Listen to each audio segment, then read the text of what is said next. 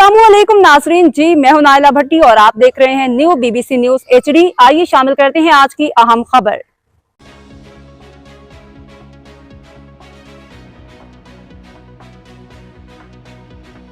Report पेश कर रहे हैं सनाउल्लाह चांडियो। पाकिस्तान तहरीक इंसाफ सिंध के सदर हलीम आदिल शेख और सूबाई general secretary Sindh doctor Masroor Sayal इजला के 3 दिन तंजीमी दौरे के बाद जहलम जेल के बहादुर सीर PTI कारकुनों के पास नवाब शाह अहमद सिंध से कप्तान इमरान खान की 26 नवंबर साल 2024 को नवाब शाह डिवीजन से फाइनल कॉल में शिरकत के बाद जिला के जनरल सेक्रेटरी मुजीब लाखों समेत 12 वर्कर्स 41 दिन जहलम जेल से रिहाई के बाद वापस नवाब शाह पहुंचे थे।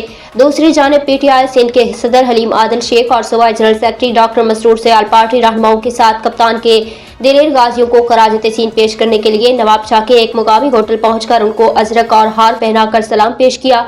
रिहा होने वाले बहादुर कारकुनों के एजाज में मुनक्किद तकरीब के मौका पर हलीम आदिल शेख ने कहा कि मैं सलाम पेश करता हूं उन गाजियों को, क्योंकि उनके ये जज्बा पहले से भी आज ज्यादा जवान है और पूरी PTI सिंध ने अपनी लीडर इमरान खान के लिए कुर्बानियां देकर एक सियासी तारीख रकम की है। अब तक के लिए इतना ही। मज़ीद खबरों और अपडेट्स के लिए देखते रहें न्यू BBC न्यूज HD।